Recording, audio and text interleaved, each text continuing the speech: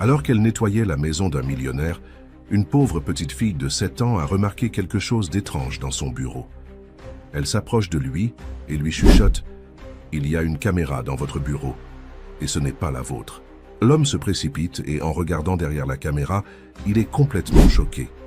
Ce qu'il y trouve révèle une trahison si absurde qu'elle peut détruire sa vie et son entreprise. Si cette histoire vous a intéressé, n'oubliez pas de vous abonner à notre chaîne et de nous dire depuis quelle ville vous nous regardez. On continue l'aventure. La petite Sophie Dubois, du haut de ses 7 ans, connaissait mieux que quiconque les recoins cachés de la somptueuse demeure des Laurent. Chaque semaine, elle accompagnait sa mère, Léonie, qui travaillait comme femme de ménage dans cette magnifique propriété située sur les hauteurs de Saint-Cloud, surplombant Paris. Une villa moderne aux lignes épurées, dont les immenses fins vitrées offraient une vue imprenable sur la tour Eiffel, qui scintillait à l'horizon. Mathieu Laurent n'était pas un homme ordinaire. À 40 ans, ce génie français de la cybersécurité avait bâti un empire technologique après avoir conçu un algorithme révolutionnaire qui protégeait désormais les données de la moitié des grandes entreprises européennes. Sa fortune colossale lui permettait de vivre dans ce luxe discret mais omniprésent, entouré d'œuvres d'art contemporain et d'objets technologiques avant-gardistes. Sophie, avec ses cheveux châtains rassemblés en une tresse maladroite et ses yeux noisettes, toujours aux aguets, avait développé une fascination pour cet univers si différent du petit appartement qu'elle partageait avec sa mère dans le 18e arrondissement de Paris. Contrairement aux autres enfants de son âge, Sophie parlait peu, mais observait beaucoup. Cette qualité, développée par nécessité plus que par choix, faisait d'elle une présence presque invisible dans la maison.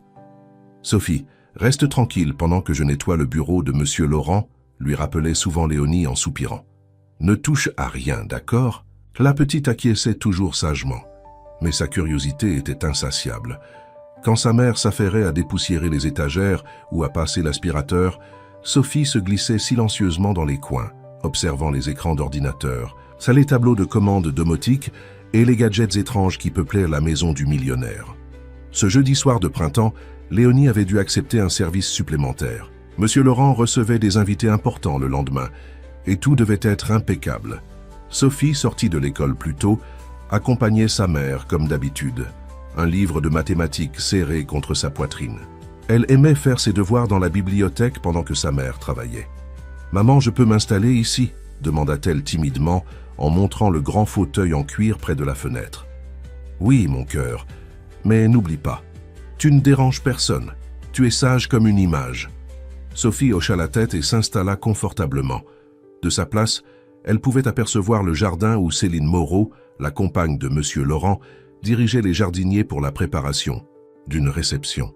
Grande, élégante, avec ses cheveux blonds coupés au carré et ses tenues toujours impeccables, Céline incarnait tout ce que les magazines de mode présentaient comme l'idéal féminin. Elle était entrée dans la vie de Mathieu Laurent 2 ans auparavant, lors d'un gala de charité, et vivait désormais presque en permanence dans la villa. Sophie n'aimait pas beaucoup Céline. Non pas qu'elle ait été méchante avec elle. En réalité, elle l'ignorait la plupart du temps, comme si la petite fille faisait partie du mobilier. Mais Sophie avait remarqué que le regard de Céline changeait quand personne ne la regardait. Il devenait plus calculateur. Un bruit de pas dans le couloir attira son attention. Antoine Lefebvre, le bras droit de Monsieur Laurent depuis la création de son entreprise, traversait le hall d'un pas pressé. Grand, mince, toujours vêtu, de costumes sombres parfaitement ajustés, il était connu pour sa loyauté indéfectible envers son patron. Du moins, c'est ce que tout le monde pensait. « Bonjour, petite Sophie », la salua-t-il avec un sourire qui n'atteignait jamais ses yeux. « Toujours à étudier, je vois. Tu seras une brillante scientifique un jour, j'en suis certain. »« Bonjour, monsieur Lefebvre », répondit-elle poliment, baissant les yeux vers son livre. Antoine jeta un regard circulaire avant de se diriger vers le bureau de Mathieu. Sophie le suivit des yeux, intriguée. Monsieur Laurent était absent. Il participait à une conférence internationale sur la cybersécurité à Lyon et ne reviendrait que tard dans la soirée. Une fois Antoine disparu dans le bureau, Sophie ne put résister. Elle se leva silencieusement et se faufila dans le couloir. La porte était restée entr'ouverte et elle pouvait voir Antoine qui examinait attentivement le grand tableau représentant la baie de Saint-Tropez accroché derrière le bureau massif en bois sombre. Ce qui surprit Sophie, c'est qu'il ne regardait pas la peinture elle-même, mais semblait s'intéresser à quelque chose derrière le cadre. Ses doigts agiles manipulaient un objet minuscule que Sophie ne pouvait pas distinguer clairement. « Antoine ?» La voix de Céline résonna soudain depuis l'entrée du bureau, faisant sursauter Sophie qui se plaqua contre le mur du couloir. « Tout est en place ?»« Presque, » répondit-il à voix basse. « J'ai modifié le dispositif pour qu'il capte mieux les conversations même à basse fréquence. Mathieu travaille souvent tard dans la nuit et c'est généralement à ce moment qu'il fait ses appels les plus confidentiels. »« Parfait, » approuva Céline. « Nous n'avons plus beaucoup de temps. D'après mes informations, la présentation de l'algorithme final est prévue dans moins d'1 mois. Si nous voulons agir, ce sera maintenant ou jamais. » Sophie sentit son cœur s'accélérer. Elle ne comprenait pas tout, mais elle savait reconnaître quand des adultes complotèrent quelque chose de mal. Le dispositif dont il parlait, était-ce une sorte de caméra ou de micro caché? Et pourquoi voulaient-ils espionner M. Laurent? La petite et sa mère sont-elles encore là? Demanda Antoine, faisant se figer Sophie. Oui, mais ne t'inquiète pas pour elle. La femme de ménage est trop préoccupée par son travail pour remarquer quoi que ce soit, et la gamine est juste une enfant insignifiante. Personne ne croirait ce qu'elle pourrait raconter de toute façon. Ces mots frappèrent Sophie comme une gifle. Insignifiante. C'était donc ainsi que les adultes la voyaient, juste une petite fille dont la parole ne valait rien. Ne sous-estime jamais personne, Céline, répondit Antoine d'un ton sérieux. Les enfants peuvent être plus observateurs qu'on ne le pense. Sophie n'attendit pas d'en entendre davantage. Elle se glissa rapidement vers la bibliothèque, son esprit tournant à toute vitesse. Quelque chose de grave se préparait dans cette maison, et personne ne semblait s'en douter. Que devait-elle faire? Qui la croirait?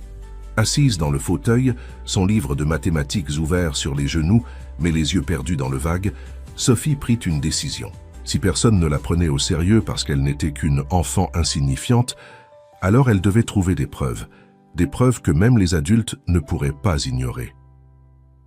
Au fond d'elle-même, Sophie savait qu'elle venait de franchir une ligne invisible. Ce soir-là, en rentrant dans leur petit appartement, elle resta silencieuse pendant que sa mère préparait le dîner, réfléchissant à un plan. Car pour la première fois de sa jeune vie, Sophie Dubois comprenait que parfois, c'était au pas, enfant de protéger les adultes et non l'inverse. Les jours suivants, Sophie développa une nouvelle routine. À chaque visite dans la villa des Laurent, elle consacrait quelques minutes précieuses à explorer discrètement les pièces où elle avait accès, cherchant des indices sur ce mystérieux dispositif mentionné par Antoine et Céline. Ses recherches étaient limitées par sa petite taille et par la nécessité de rester inaperçue, mais sa détermination compensait largement ces obstacles. Un mardi après-midi, alors que sa mère nettoyait les salles de bain de l'étage, Sophie se faufila dans le bureau de M. Laurent. La pièce était vide, son propriétaire participant à une visioconférence dans la salle de réunion attenante. La petite fille s'approcha du tableau que manipulait Antoine quelques jours plus tôt. Il s'agissait d'une toile moderne, représentant la baie de Saint-Tropez au coucher du soleil, aux couleurs vives et aux contrastes saisissants. Montant sur la pointe des pieds, Sophie examina attentivement le cadre. Rien ne semblait anormal à première vue, mais en se déplaçant légèrement sur le côté, elle aperçut un minuscule point lumineux qui clignotait discrètement derrière la toile, visible uniquement sous un certain angle. Son cœur fit un bond dans sa poitrine. Elle avait trouvé quelque chose. Encouragée par cette découverte, Sophie intensifia ses recherches les jours suivants. Elle remarqua bientôt d'autres signes suspects, un vase dans le salon qui semblait avoir été déplacé à plusieurs reprises, un livre dans la bibliothèque qui n'était jamais rangé exactement au même endroit, et même une lampe de chevet dans la chambre principale dont l'orientation changeait subtilement. Plus troublant encore, elle commença à prêter attention aux conversations entre Céline et Antoine lorsqu'ils se croyaient seuls. Des bribes de phrases captées au détour d'un couloir confirmèrent ses soupçons. Le prototype final sera présenté au conseil d'administration le 15 juin. Toutes les données sont stockées sur son serveur personnel. Une fois l'algorithme en notre possession, nous pourrons. Un soir, alors que Léonie et Sophie restaient exceptionnellement tard pour préparer une réception prévue le lendemain, la petite fille observa Céline qui entrait dans le bureau de Mathieu pendant qu'il prenait une douche. À travers l'entrebâillement de la porte, Sophie la vit brancher une minuscule clé USB sur l'ordinateur du millionnaire et taper frénétiquement sur le clavier, son visage illuminé par l'écran affichant une série de dossiers et de codes incompréhensibles. Cette scène acheva de convaincre Sophie. Il fallait agir, et vite. Mais comment une petite fille de 7 ans pourrait-elle faire entendre sa voix? Qui la croirait? La réponse vint d'elle-même le vendredi suivant. Léonie avait emmené Sophie à la villa plus tôt que d'habitude, car elle devait aider aux préparatifs d'un dîner important. Mathieu Laurent travaillait dans son bureau, plongé dans une visioconférence avec plusieurs écrans affichant des visages sérieux en costume-cravate. Sophie passa devant la porte ouverte, son livre de mathématiques à la main, quand une idée folle germa dans son esprit. Et si elle parlait directement à Monsieur Laurent? Le pire qui pourrait arriver serait qu'il ne la croie pas, mais au moins, elle aurait essayé. Rassemblant tout son courage, la petite fille frappa doucement à la porte déjà ouverte. Mathieu leva les yeux, surpris, et fit un geste de la main signifiant « Attends un moment », sans interrompre sa conversation. Mais Sophie savait qu'elle ne pouvait pas attendre. Si elle hésitait maintenant, tout son courage s'envolerait. Elle s'avança dans la pièce, ignorant le froncement de sourcils de Mathieu. S'approchant de lui, elle murmura d'une voix à peine audible « Il y a une caméra cachée dans votre bureau, et elle n'est pas à vous. » Le visage de Mathieu se figea. Il fixa Sophie pendant quelques secondes, comme s'il essayait de comprendre si elle plaisantait. Puis, sans un mot d'explication à ses interlocuteurs, il termina brusquement la visioconférence. « Qu'est-ce que tu viens de dire ?» demanda-t-il, se tournant complètement vers elle. Sophie déglutit mais ne recula pas. « Derrière le tableau », dit-elle en pointant la toile de Saint-Tropez. « Il y a une petite lumière qui clignote. Je l'ai vue plusieurs fois, surtout le soir quand j'accompagne maman pour le ménage. » Mathieu la regarda intensément, puis se leva pour examiner le tableau. Il le décrocha avec précaution et découvrit, caché dans le cadre, un minuscule dispositif d'espionnage sophistiqué. Son visage pâlit. « Comment as-tu découvert ça ?» demanda-t-il en se tournant vers Sophie, son regard oscillant entre l'incrédulité et l'admiration. « J'observe beaucoup, » répondit-elle timidement, « et j'ai entendu Monsieur Lefebvre et Madame Moreau en parler quand ils pensaient être seuls. » Mathieu s'assit lentement dans son fauteuil, invitant Sophie à prendre place en face de lui. Pour la première fois, il la regardait vraiment, non pas comme la fille de la femme de ménage, mais comme une personne à part entière. « Raconte-moi tout ce que tu as vu et entendu, » dit-il doucement. « N'oublie aucun détail. » Et Sophie parla. Elle raconta les conversations surprises, les comportements étranges, les dispositifs qu'elle soupçonnait être cachés ailleurs dans la maison.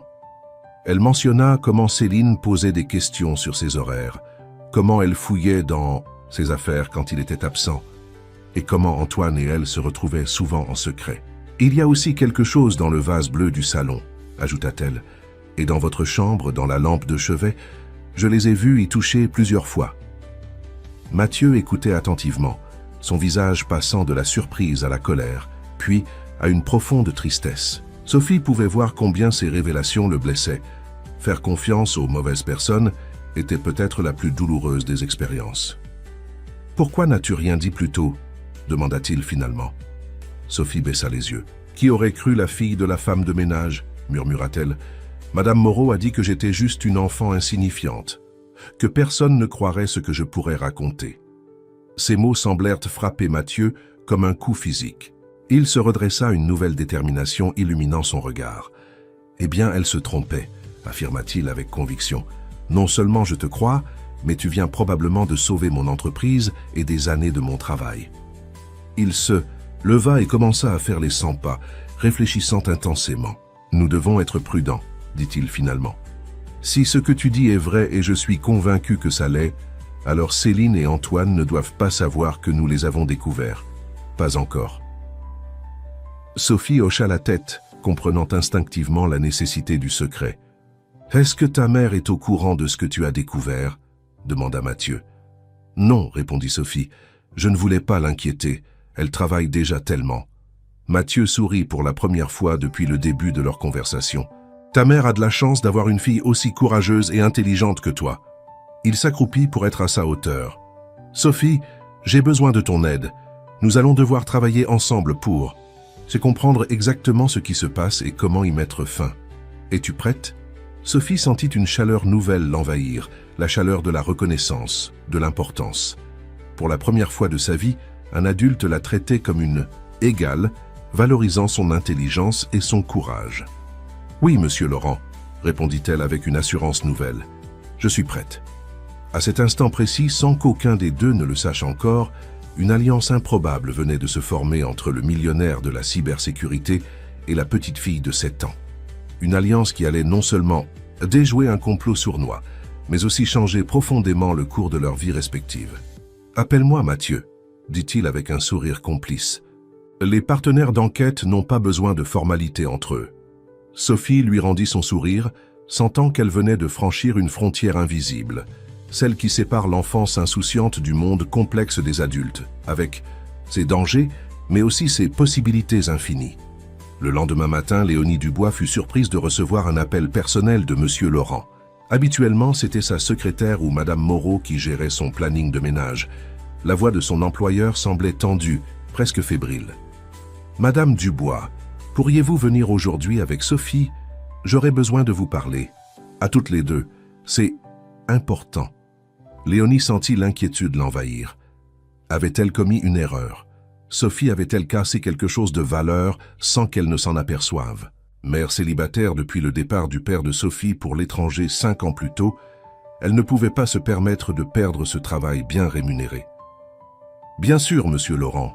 Nous serons là à 14 heures, comme d'habitude. »« Parfait. Et madame Dubois, venez directement dans mon bureau. N'en parlez à personne, surtout pas à madame Moreau ou à monsieur Lefebvre. » Cette dernière requête augmenta encore son anxiété, mais elle acquiesça simplement avant de raccrocher. Sophie, qui prenait son petit déjeuner, observait sa haie. Mère avec une expression indéchiffrable. « Maman, ne t'inquiète pas, dit-elle doucement. Tout va bien se passer. » Léonie sourit, touchée par la tentative de sa fille de la rassurer, même si elle ne pouvait pas comprendre la situation. « Bien sûr, ma chérie. Finis ton chocolat, nous avons une journée chargée aujourd'hui. » À 14 heures précises, Léonie et Sophie se présentèrent à la villa de Saint-Cloud. Contrairement à leur habitude, elles ne passèrent pas par l'entrée de service, mais sonnèrent à la porte principale. Ce fut Mathieu lui-même qui leur ouvrit, jetant un regard vigilant autour d'eux avant de les faire entrer rapidement. « Suivez-moi » murmura-t-il, allait guidant non pas vers son bureau mais vers une petite salle de conférence située au sous-sol rarement utilisée. Une fois la porte fermée, Mathieu se tourna vers Léonie, dont le visage trahissait l'inquiétude. « Madame Dubois, avant tout, je tiens à vous rassurer, vous n'avez rien fait de mal, au contraire. » Il posa une main sur l'épaule de Sophie. « Votre fille a fait preuve d'un courage et d'une intelligence remarquables. Elle m'a probablement sauvé d'un désastre professionnel. » Et personnel.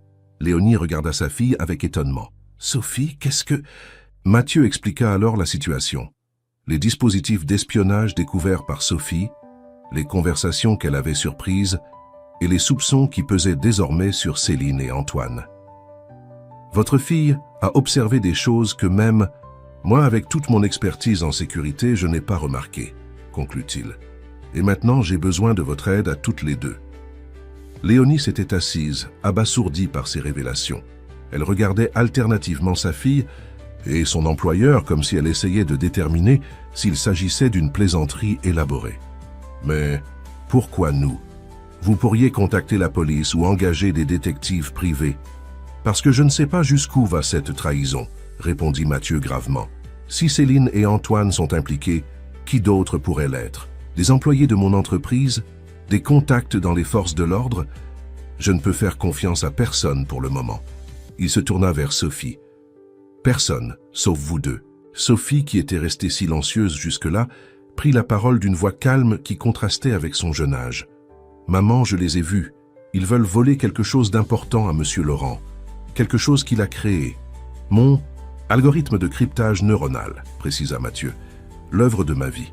Une technologie qui pourrait révolutionner la sécurité des données à l'échelle mondiale. Si elle tombait entre de mauvaises mains... » Il n'acheva pas sa phrase, mais son expression en disait long sur la gravité de la situation. « Madame Dubois, reprit-il, vous connaissez Cette maison mieux que quiconque. Vous nettoyez chaque recoin depuis des années. Avez-vous remarqué des changements récents? Des objets déplacés, des comportements inhabituels? Léonie réfléchit intensément, repassant mentalement les derniers mois dans la villa. Maintenant que vous le mentionnez, Céline pose beaucoup de questions sur vos horaires. Elle me demande souvent quand vous serez absent, sous prétexte de vous organiser des surprises. Elle hésita un instant. Et j'ai remarqué qu'elle invite Antoine quand vous n'êtes pas là. Il s'enferme parfois dans votre bureau pendant des heures, prétendument pour préparer des dossiers importants. Mathieu hocha la tête, son visage s'assombrissant. Exactement comme Sophie l'avait dit. « Mais pourquoi » demanda Léonie perplexe. « Céline a tout ce qu'elle pourrait désirer ici.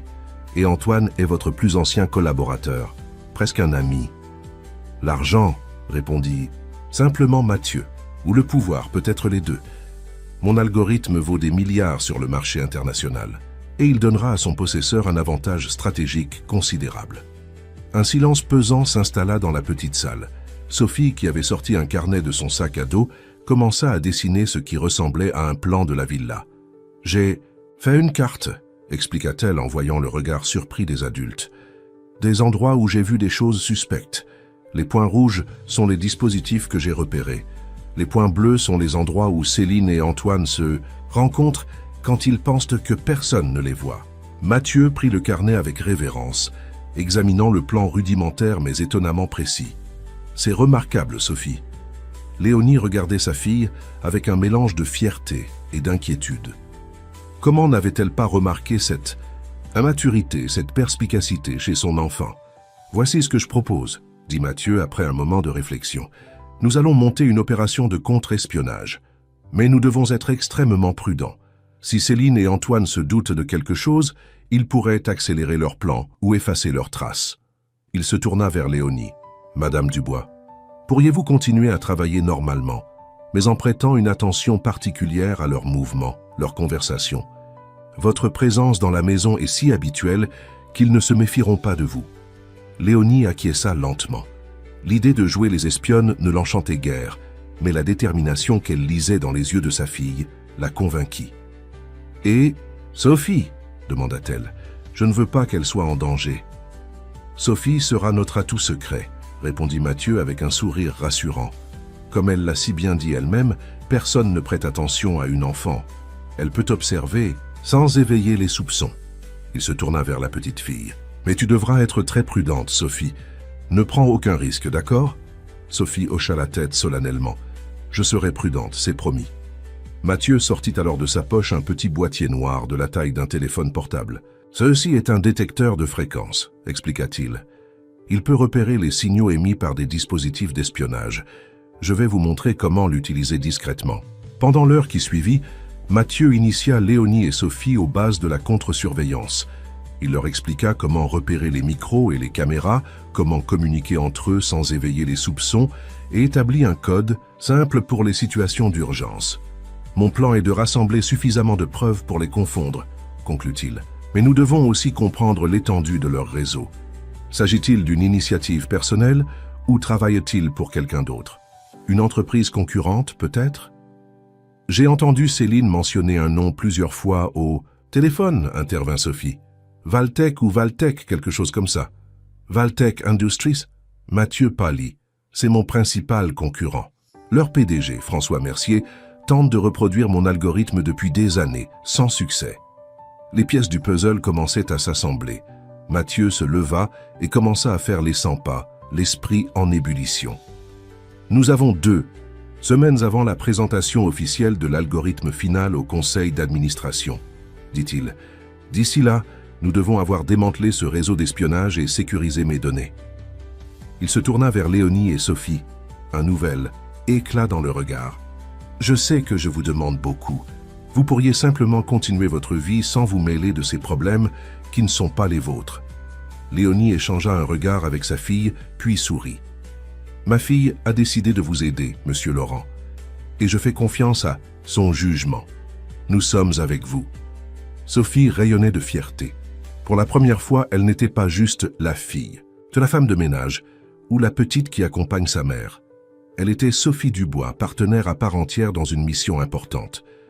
Mathieu tendit sa main, paume vers le bas. Alors c'est décidé. À partir de maintenant, nous sommes une équipe. Léonie posa sa main sur celle de Mathieu et Sophie plaça sa petite main au sommet. Une équipe, répétèrent-ils à l'unisson. Aucun d'entre eux ne pouvait prévoir les défis qui les attendaient, ni comment cette alliance improbable transformerait à jamais leur vie. Les jours suivants se déroulèrent dans une étrange normalité apparente. Mathieu continuait ses activités habituelles, préparant minutieusement la présentation de son algorithme, tout en feignant l'ignorance face aux machinations qui se tramaient sous son toit. Léonie poursuivait ses tâches ménagères, mais avec une attention nouvelle pour les détails qui lui auraient échappé auparavant. Quant à Sophie, elle était devenue une véritable petite détective, ses yeux et ses oreilles constamment aux aguets. Le trio avait établi un système de communication discrète. Chaque soir, après leur journée à la villa, Léonie et Sophie rejoignaient Mathieu dans un café anonyme du 15e arrondissement, loin des quartiers huppés où ils auraient pu être reconnus. Là, ils partageaient leurs observations et affinaient leur stratégie. Ce fut lors de leur 3e rencontre que Léonie apporta une information cruciale.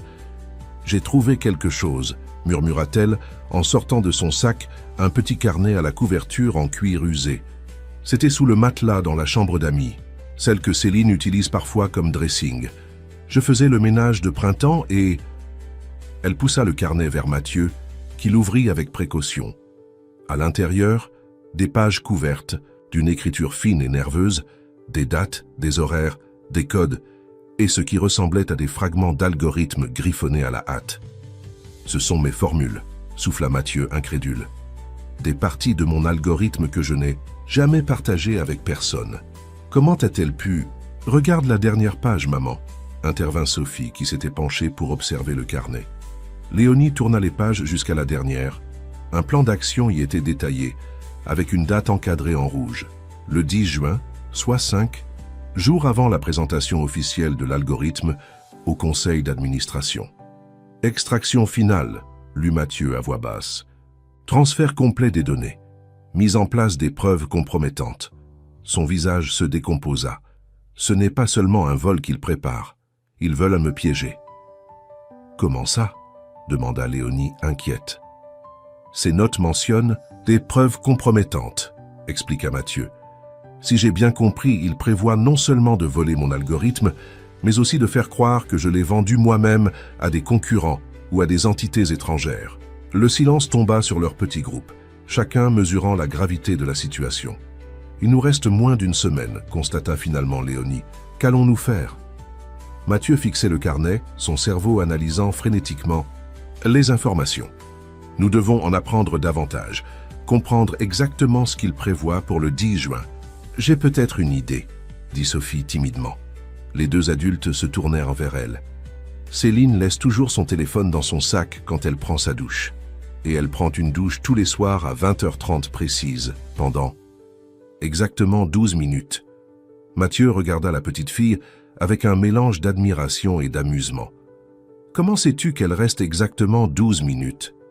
J'ai chronométré, répondit simplement Sophie, en haussant les épaules. 3 fois pour être sûre. Elle est très régulière dans ses habitudes. Léonie étouffa un petit rire, à la fois amusée et impressionnée par la méticulosité de sa fille. Demain soir, poursuivit Sophie, vous pourriez me laisser entrer dans votre chambre pendant que Céline se douche. J'examinerai son téléphone et... Non, l'interrompit fermement Léonie. C'est trop risqué, Sophie. Si elle te surprend... Je suis d'accord avec ta mère, ajouta Mathieu. Nous ne pouvons pas te mettre en danger comme ça. Sophie croisa les bras, une moue déterminée sur son visage. Mais c'est notre meilleure chance. Personne ne soupçonnera une enfant, et je serai très prudente, je vous le promets. Léonie et Mathieu échangèrent un regard incertain. L'idée était risquée, mais aussi potentiellement très révélatrice. « Et si nous trouvions un compromis ?»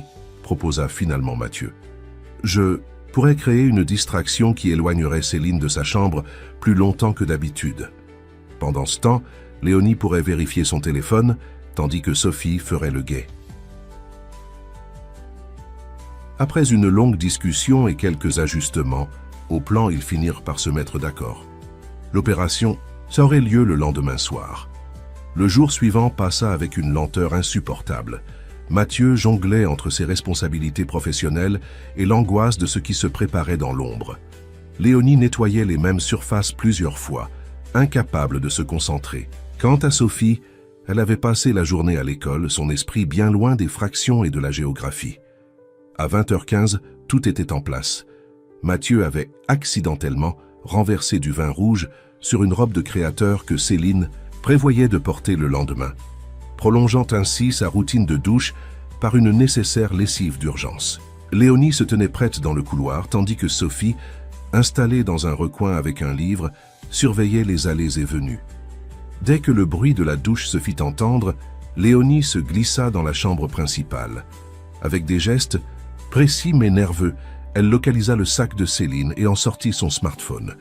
Par chance, l'appareil n'était pas verrouillé. Céline se sentait probablement en sécurité dans la villa. Léonie parcourut rapidement les messages, les emails, les photos, prenant des captures d'écran des éléments les plus incriminants, grâce aux instructions que Mathieu lui avait données. Ce qu'elle découvrit la glaça. Des échanges avec François Mercier de Valtech Industries, des plans détaillés pour le vol de l'algorithme, et pire encore, des documents falsifiés destinés à compromettre Mathieu. Le plan était encore plus élaboré qu'il ne l'avait imaginé. Céline et Antoine n'agissaient pas seuls. Ils étaient les pions d'une opération orchestrée par Valtech pour s'emparer de l'algorithme et détruire simultanément la réputation de Mathieu. Des comptes bancaires offshore avaient été créés à son nom. Des communications falsifiées avec des acheteurs douteux avaient été fabriquées de toutes pièces. Le jour J, Antoine déclencherait une alarme incendie au siège de l'entreprise de Mathieu, créant une diversion pendant que Céline extrairait les données finales directement depuis les serveurs personnels de la villa. Une fois l'algorithme volé, ils activeraient les preuves fabriquées, faisant apparaître Mathieu comme un traître ayant vendu sa propre technologie au plus offrant. Un bruit dans le couloir fit sursauter Léonie. Sophie apparut à la porte, murmurant un urgent « Elle a fini ». Léonie remit précipitamment le téléphone dans le sac, exactement comme elle l'avait trouvé, et quitta la chambre juste à temps. Quelques secondes plus tard, Céline sortait de la salle de bain, enveloppée dans un peignoir de soie, fredonnant distraitement. Cette nuit-là, leur réunion au café fut particulièrement tendue. Léonie partageait ses découvertes, tandis que Mathieu devenait de plus en plus pâle. « Ils ont pensé à tout », conclut-il, accablé. « Si leur plan réussit, je perdrai non seulement mon algorithme, mais aussi ma réputation, ma liberté peut-être.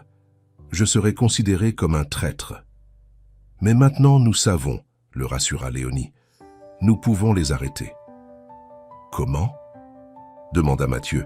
« Nous n'avons que notre parole contre la leur. Les captures d'écran que vous avez prises pourraient être considérées comme obtenues illégalement.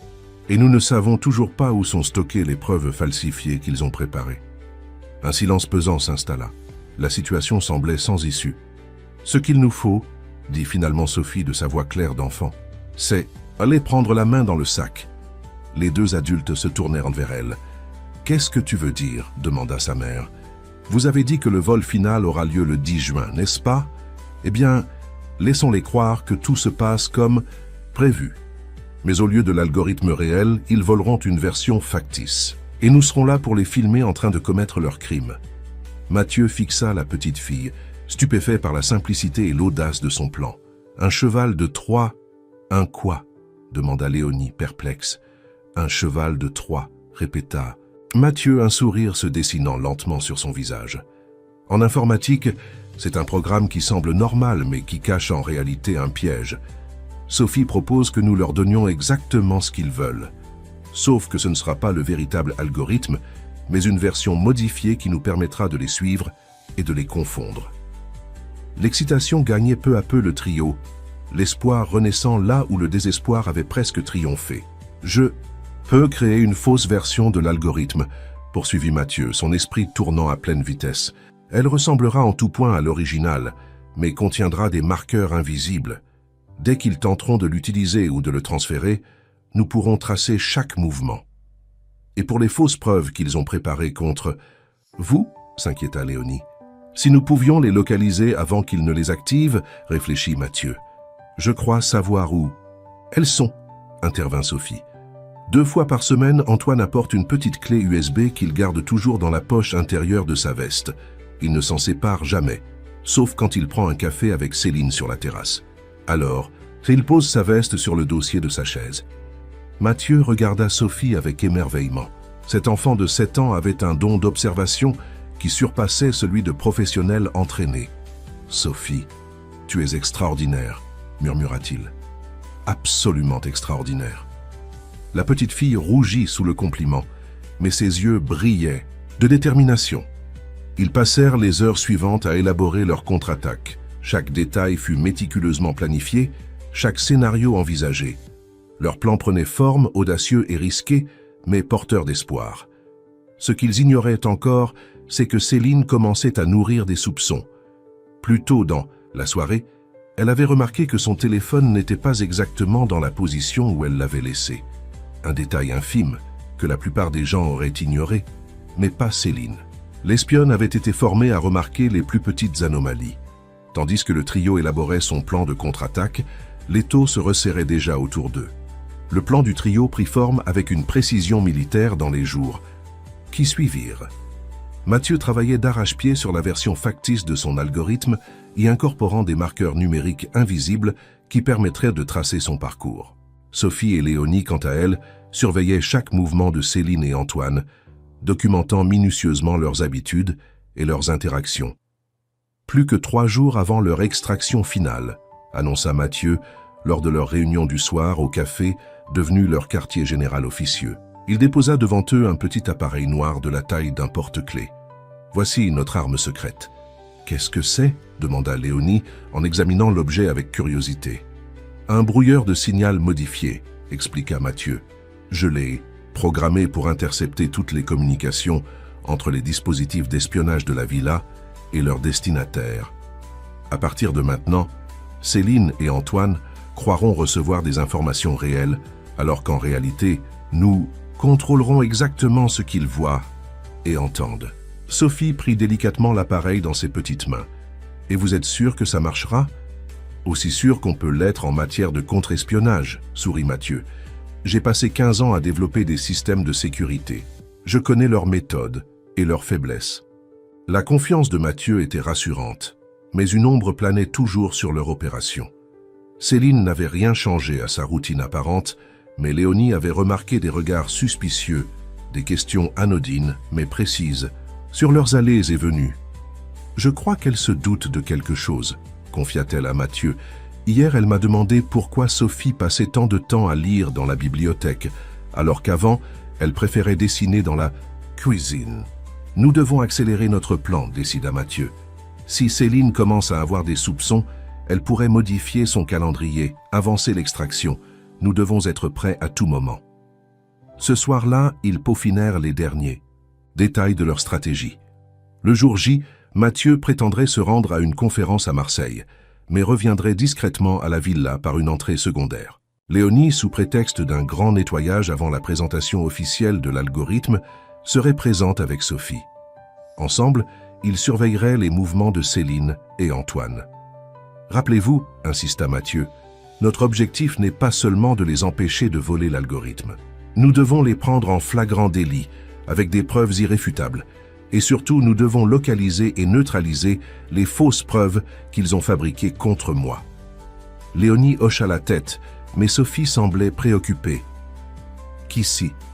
A-t-il, ma chérie ?» demanda sa mère. « Et si quelque chose se passe mal, murmura la petite fille, si Céline ou Antoine découvrent notre plan. » Mathieu posa une main rassurante sur son épaule. « C'est pourquoi nous avons prévu des plans de secours. Au moindre signe de danger, vous deux, vous quittez immédiatement la villa. Votre sécurité passe avant tout. » Mais le destin avait d'autres projets. Le lendemain matin, alors que Léonie et Sophie arrivaient à la villa comme d'habitude, elles furent accueillies par une Céline inhabituellement chaleureuse. « Léonie, ma chère, j'allais justement vous appeler », s'exclama-t-elle avec un sourire éclatant qui n'atteignait pas ses yeux. « Mathieu m'a demandé de vous informer d'un changement de programme. Il aimerait que vous veniez faire un nettoyage approfondi demain plutôt qu'aujourd'hui. La villa sera vide. Ce sera plus pratique pour vous. » Léonie sentit un frisson d'alarme parcourir son échine. Mathieu ne lui avait rien dit de tel lors de leur réunion de la veille. « Vraiment ?» répondit-elle, s'efforçant de paraître naturelle. « C'est étrange, car Monsieur Laurent m'a spécifiquement demandé de venir aujourd'hui pour préparer sa réunion de demain. » Une lueur furtive traversa le regard de Céline. « Oh, il a dû oublier de me le mentionner. Vous savez comment il est ces derniers temps, avec la pression de la présentation qui approche. » Sophie, qui observait l'échange en silence, tira doucement sur la manche de sa mère. « Maman, je peux aller aux toilettes, s'il te plaît ?»« Bien sûr, ma chérie, tu connais le chemin. » Dès que Sophie fut hors de vue, elle sortit discrètement son téléphone et envoya un message urgent à Mathieu. « Céline veut nous éloigner de la villa aujourd'hui. Quelque chose ne va pas. » Pendant ce temps, Léonie maintenait la conversation avec Céline, gagnant du temps jusqu'au retour de Sophie et la réponse de Mathieu. « Je pourrais commencer par les pièces du bas aujourd'hui, suggéra-t-elle, et terminer demain si nécessaire. »« Non, non, » insista Céline, son sourire se crispant légèrement. « Mathieu a été très clair. Il préfère que vous veniez demain quand la maison sera vide. C'est une question de confidentialité. Il a des documents sensibles étalés dans son bureau en ce moment. » La réponse de Mathieu arriva sous forme d'un appel téléphonique. Léonie s'excusa auprès de Céline et décrocha. « Léonie, la voix de Mathieu était tendue. Ne quittez pas la villa, ils ont avancé leur plan. Antoine vient d'annuler. À notre réunion de cet après-midi sous un prétexte fallacieux. Je suis en route, j'arrive dans 20 minutes. Trouvez une raison de rester, n'importe laquelle. » Léonie rangea son téléphone et afficha son sourire le plus innocent. C'était mon fournisseur de produits d'entretien. Il me confirme la livraison pour cet après-midi. Je dois être chez moi pour la réceptionner. Elle fit mine de réfléchir. Puisque je suis déjà là, pourquoi ne pas nettoyer rapidement la cuisine et les salles de bain? Ça ne me prendra que quelques heures. Et Sophie peut faire ses devoirs dans la bibliothèque comme d'habitude. Céline semblait contrariée, mais elle dissimula rapidement son agacement. « Comme vous voulez. Je serai dans le bureau de Mathieu si vous avez besoin de quoi que ce soit. » Dès que Céline s'éloigna, Léonie rejoignit Sophie qui l'attendait, anxieusement près de l'escalier de service. « Ils ont avancé leur plan, » chuchota Léonie. « Mathieu arrive. Nous devons gagner du temps et surveiller ce qu'ils font. » Sophie hocha la tête, ses yeux brillants d'une détermination qui contrastait avec son jeune âge. « Je vais dans la bibliothèque. De là, je peux voir l'entrée du bureau. Et surveiller si Antoine arrive. »« Sois prudente, » murmura Léonie en serrant brièvement sa fille contre elle. Les heures suivantes se déroulèrent dans une tension croissante. Léonie nettoyait méticuleusement la cuisine, mais son esprit était entièrement focalisé sur les bruits de la maison, les mouvements, les conversations étouffées. Sophie, installée dans la bibliothèque avec ses livres, avait stratégiquement placé un petit miroir qui lui permettait de surveiller le couloir menant au bureau.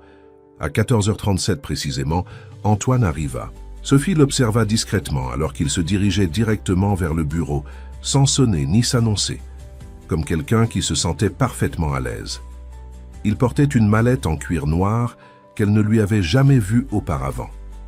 Utilisant le système de messagerie que Mathieu avait installé sur les téléphones de leur équipe, Sophie informa sa mère et Mathieu de l'arrivée d'Antoine. La réponse de Mathieu fut immédiate. « Je suis à 5 minutes. Continuez la surveillance, n'intervenez pas. » Dans le bureau, Céline et Antoine avaient fermé la porte, mais pas complètement. Une mince fente permettait au son de s'échapper. Sophie, qui s'était approchée sous prétexte de chercher un livre dans l'étagère proche, pouvait entendre des bribes de leur conversation. « Tout est prêt ?» demandait Céline. « Parfaitement prêt », répondait Antoine. « Les serveurs de Valtech sont en attente du transfert. Quant aux preuves contre Mathieu, elles sont déjà en place prêtes à être activées dès que nous aurons l'algorithme. » Excellent. Il ne se doute de rien? Absolument rien. Il est tellement concentré sur sa précieuse présentation qu'il ne voit pas ce qui se passe sous son nez. Un rire froid suivit cette déclaration, faisant frissonner Sophie jusqu'à la moelle. Elle n'avait jamais entendu un rire aussi dépourvu de chaleur, aussi mécanique. Et la femme de ménage et sa fille, s'enquit Antoine. « Je n'ai pas réussi à les éloigner », admit Céline avec irritation. « Mais quelle importance! Ce ne sont que des figurantes insignifiantes dans notre scénario. » Ces mots ravivèrent la détermination de Sophie. Insignifiante, encore ce mot. Elle leur montrerait à quel point cette figurante pouvait bouleverser leur plan si parfait. Le bruit d'une mallette qu'on ouvre attira son attention. « Voici les derniers outils », annonçait Antoine. Un système d'extraction ultra rapide, capable de contourner même les meilleures protections de Mathieu. Et ici, le dispositif qui activera les fausses preuves. Combien de temps pour tout extraire? Demandait Céline. Moins de 8 minutes pour l'algorithme complet. 2 minutes supplémentaires pour effacer nos traces. Quand Mathieu reviendra de sa soi-disant conférence, il ne trouvera rien d'anormal, jusqu'à ce qu'il soit trop tard. Sophie recula silencieusement. Elle en avait assez entendu. Utilisant le téléphone que Mathieu lui avait confié, elle transmit tout ce qu'elle avait appris. La réponse arriva immédiatement. « Je suis dans le garage. Descendez me rejoindre discrètement. Entrez par la porte de service. » Sophie se faufila hors de la bibliothèque et retrouva sa mère dans la cuisine. Ensemble, elles descendirent silencieusement au garage où Mathieu les attendait, le visage grave mais déterminé. « Ils sont en train d'installer leur matériel d'extraction, » expliqua Sophie à voix basse. « Ils ont aussi un dispositif pour activer les fausses preuves contre vous. » Mathieu hocha la tête. « C'est exactement ce que je craignais. Ils ont avancé leur opération parce qu'ils ont dû sentir que quelque chose n'allait pas. » Il sortit de sa poche le petit appareil noir qu'il leur avait montré la veille. « Le brouilleur est activé. Ils croient travailler sur mon véritable système. Mais en réalité, ils sont sur un serveur isolé que j'ai préparé spécialement pour eux. » Et « Maintenant ?» demanda Léonie, le cœur battant. « Maintenant, » répondit Mathieu avec un sourire tendu, « nous refermons le piège. » Il sortit 3 petits dispositifs de la taille d'un bouton de chemise. Caméras miniatures avec microphones intégrés, portée de transmission de 50 mètres, batterie de 4 heures. Nous allons enregistrer chacun de leurs gestes, chacune de leurs paroles. Avec une efficacité née de l'urgence, ils se répartirent les zones stratégiques de la villa. Mathieu prendrait position près du bureau, Léonie surveillerait l'entrée principale en cas d'arrivée d'autres complices, et Sophie, grâce à sa petite taille et sa discrétion naturelle, se glisserait dans le système de ventilation qui passait juste au-dessus du bureau. « C'est trop dangereux pour Sophie, » protesta Léonie. « S'il la découvre... » « Maman, » interrompit doucement Sophie, « personne ne fait attention à une petite fille. C'est notre avantage, tu te souviens ?» Ces mots, prononcés avec tant de maturité, laissèrent Léonie sans voix. Elle regarda sa fille avec un mélange de fierté et d'inquiétude. « D'accord, » céda-t-elle finalement. « Mais au moindre signe de danger, tu sors de là immédiatement. » Sophie acquiesça solennellement. Mathieu lui montra le chemin vers une petite grille d'aération au bout du couloir, d'où elle pourrait atteindre le conduit passant au-dessus du bureau. « Prête ?» demanda-t-il en regardant tour à tour Léonie et Sophie. Les deux Dubois hochèrent la tête avec détermination. « Alors c'est parti, » murmura Mathieu. « Le piège va se refermer sur les chasseurs. » Ce qu'ils ignoraient, c'est que Céline, méfiante par nature et formation, avait placé ses propres capteurs dans la villa. À l'instant même où il se mettait en mouvement, une discrète alerte s'affichait sur son téléphone. Mouvement détecté, garage. Le jeu du chat et de la souris entrait dans sa phase finale. Mais qui était vraiment le chat et qui était la souris? L'affrontement imminent allait bientôt le révéler.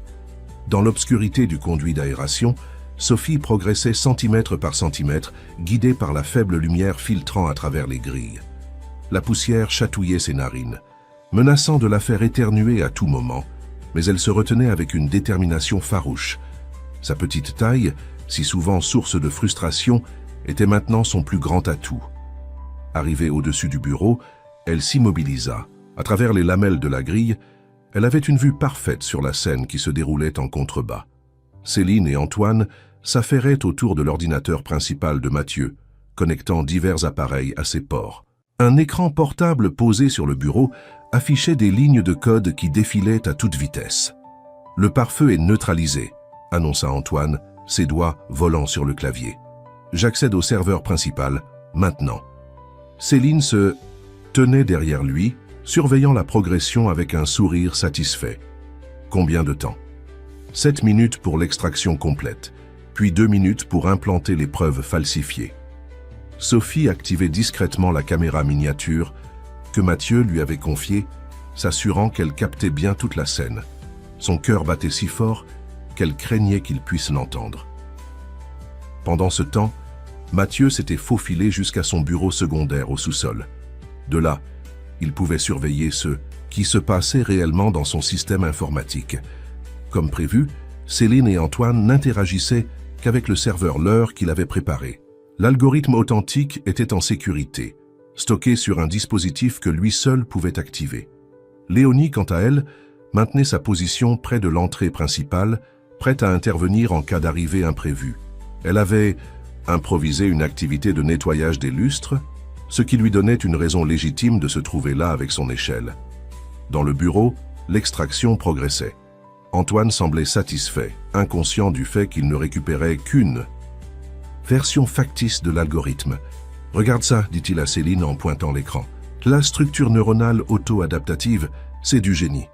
Mercier va être aux anges. »« Ne t'emballe pas trop vite », tempéra Céline. « Nous n'avons pas encore terminé. As-tu activé les dispositifs de preuve ?» C'est la prochaine étape. Une fois l'algorithme extrait, j'activerai les faux emails, les transferts bancaires fictifs et les communications compromettantes. D'ici demain matin, Mathieu Laurent sera considéré comme un traître ayant vendu ses secrets à des entités étrangères. Céline eut un rire glacial. La chute d'un génie. Valtech rachètera son entreprise pour une bouchée de pain et nous serons généreusement récompensés. 4 minutes avant la fin de l'extraction, annonça Antoine en consultant sa montre. C'est à ce moment que le téléphone de Céline vibra. Elle le consulta et son visage se durcit instantanément. « Quelqu'un est dans la maison », siffla-t-elle. Les capteurs de mouvement du garage ont été activés. Antoine se figea. Laurent est censé être à Marseille. « Vérifie sa position sur l'application de suivi », ordonna Céline. Antoine manipula rapidement son téléphone. Le signal le place toujours à Marseille, à son hôtel. « Alors c'est quelqu'un d'autre », conclut Céline. « Peut-être cette femme de ménage et sa fille. Je savais qu'elles étaient trop curieuses. » Elle sortit de son sac à main un petit pistolet que Sophie n'avait jamais vu auparavant. La petite fille sentit la peur l'envahir, une peur froide et paralysante. « Continue l'extraction », ordonna Céline à Antoine. « Je vais m'occuper de nos visiteurs indésirables. » Elle se dirigea vers la porte, l'arme dissimulée dans les plis de sa veste. Sophie, paniquée, envoya un message d'alerte à Mathieu et sa mère. « Céline armée se dirige vers l'entrée, méfiez-vous. » Léonie reçut le message alors que Céline approchait du hall d'entrée. Avec un sang-froid qu'elle ne se connaissait pas, elle continua à frotter énergiquement le lustre, comme si de rien n'était. Léonie, l'interpella Céline d'une voix suave. « Je croyais que vous aviez terminé cette partie. »« Presque, Madame Moreau, » répondit Léonie sans se troubler. « J'ai remarqué quelques toiles d'araignées tenaces au niveau des cristaux supérieurs. » Céline la scrutait avec une intensité inquiétante. « Avez-vous vu quelqu'un entrer dans la maison ces dernières minutes ?»« Non, madame, j'ai été ici tout le temps. »« Et votre fille, où est-elle ?»« Dans la bibliothèque, je suppose. Elle aime lire pendant que je travaille. » Céline hocha lentement la tête, mais son regard restait suspicieux. « Je vais vérifier. Continuez votre excellent travail, Léonie. » Dès que Céline se fut éloignée en direction de la bibliothèque, Léonie envoya un message urgent. « Sophie, cache-toi, Céline te cherche. » Dans le conduit d'aération, Sophie reçut le message avec effroi.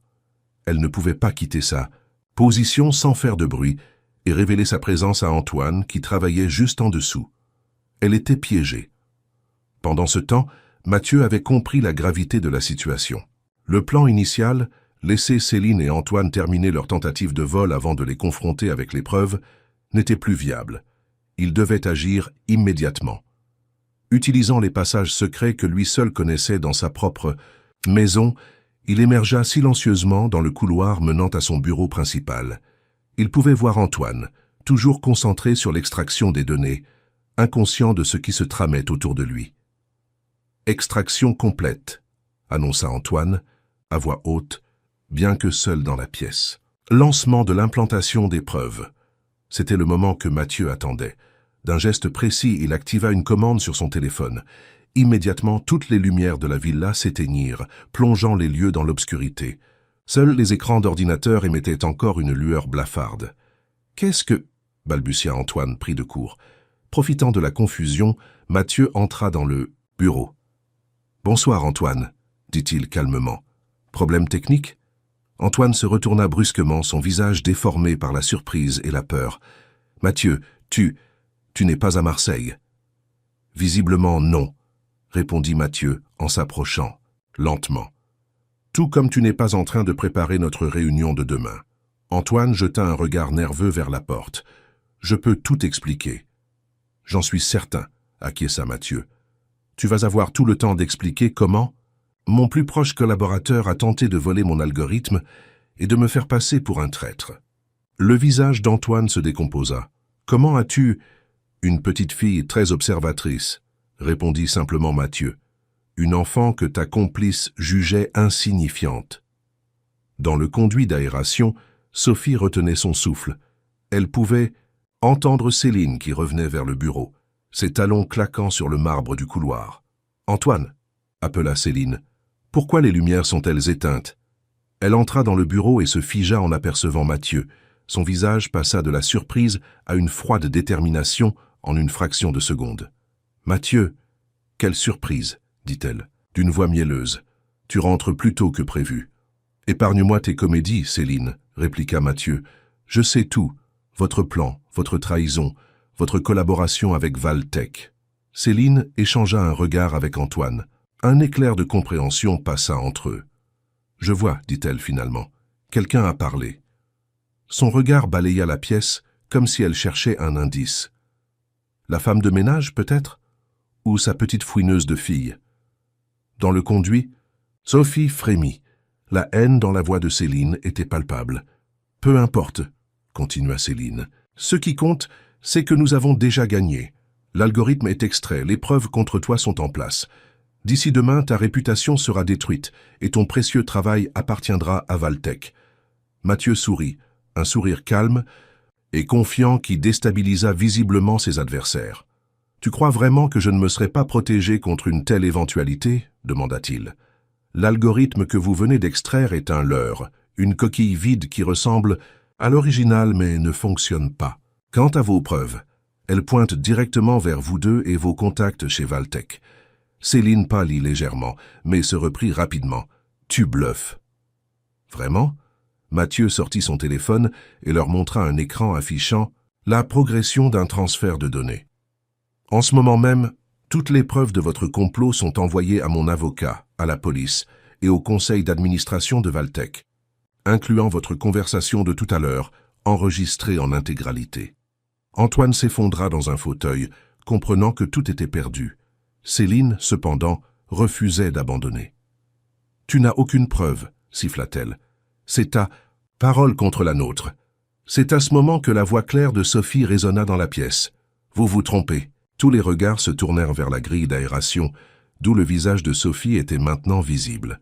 « J'ai tout enregistré, » déclara-t-elle en montrant la minuscule caméra qu'elle tenait à la main. Chaque mot, chaque geste.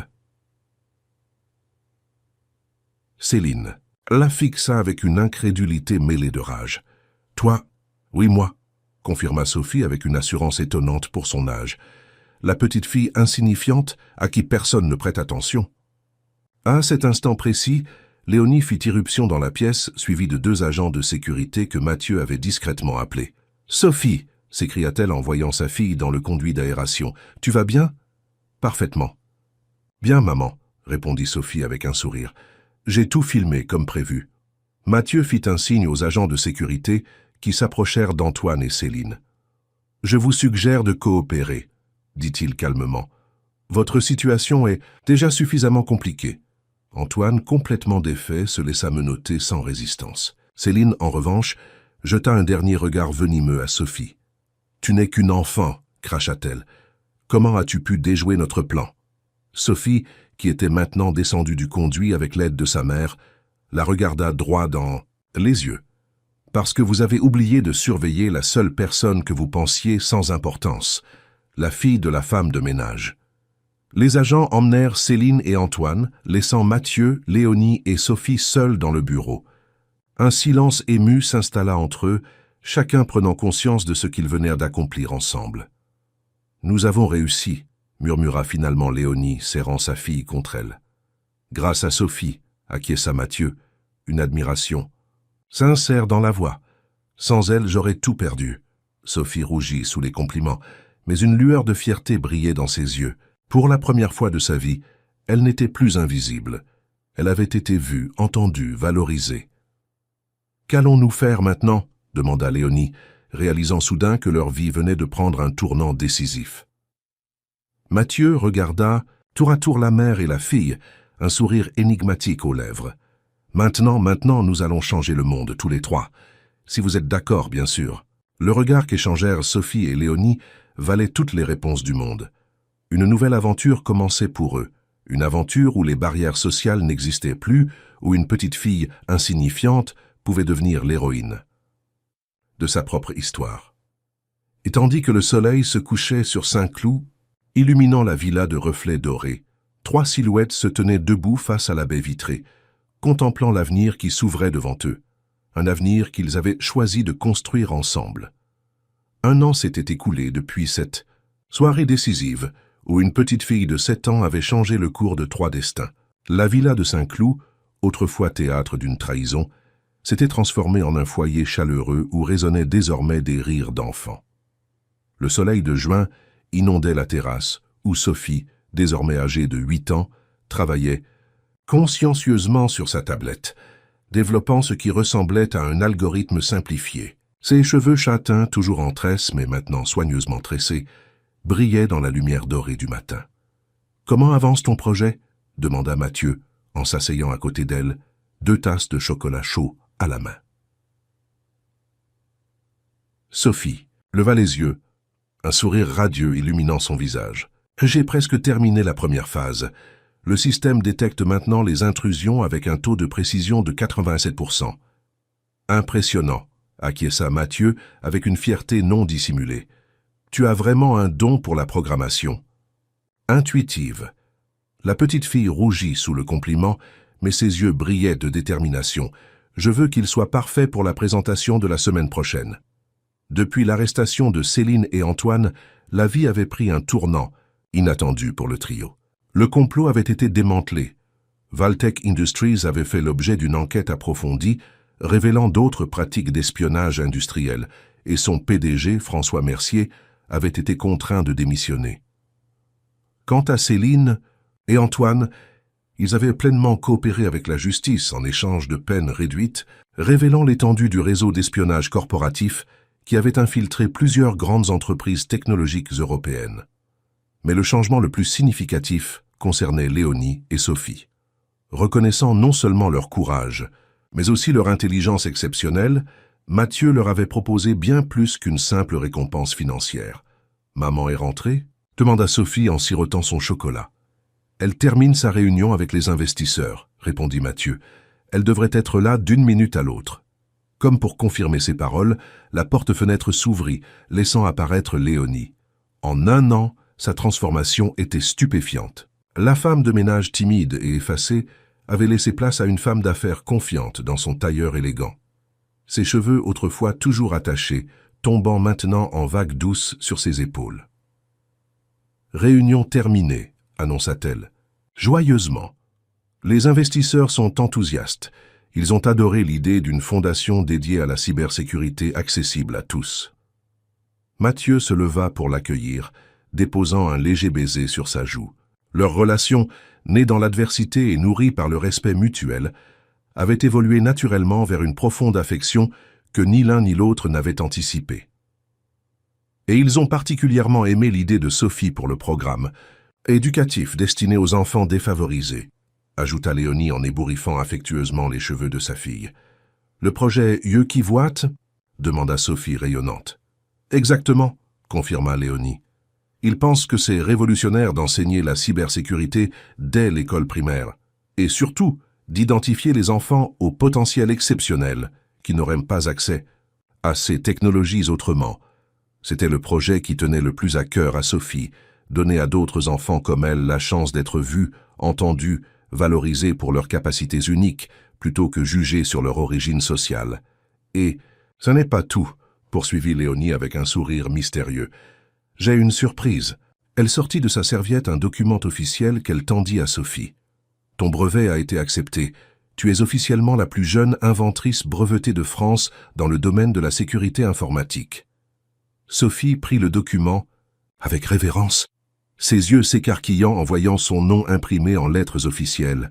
À 8 ans, elle venait de créer un dispositif de détection d'intrusion, spécialement conçu pour les environnements domestiques, inspiré directement de son expérience dans la villa. « Nous devrions fêter ça », déclara Mathieu. « Que diriez-vous d'un dîner spécial ce soir? J'inviterai aussi Martin et Clara. » Martin Rivière, l'avocat qui avait géré l'affaire juridique contre Valtech, et sa femme Clara étaient devenus des amis proches du trio au cours de l'année écoulée.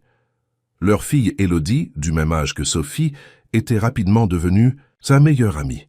« Parfait », approuva Léonie. Sophie a aussi des nouvelles à partager concernant ses résultats scolaires. La petite fille rougit à nouveau. Après avoir quitté son école publique du 18e arrondissement pour l'Institut international de Paris, elle s'était révélée être une élève exceptionnelle, particulièrement douée en mathématiques et en sciences. « Ce n'est rien de spécial », marmonna-t-elle modestement. « Premier prix au concours national de mathématiques, ce n'est rien de spécial », la taquina Mathieu. « Tu es trop modeste, Sophie Dubois-Laurent. » Ce nouveau nom, qu'elle portait officiellement depuis que Mathieu avait entamé les démarches pour devenir son tuteur légal, avec l'accord enthousiaste de Léonie, la faisait toujours sourire. Il représentait sa nouvelle identité, ni tout à fait l'enfant invisible qu'elle avait été, ni une héritière privilégiée, mais un pont entre deux mondes. « J'ai pensé à quelque chose », dit soudainement Sophie, son visage s'illuminant. D'excitation. Pour le programme Yeux qui voient, nous pourrions créer un jeu vidéo éducatif, un jeu où les enfants apprendraient à repérer les signes d'intrusion numérique tout en s'amusant.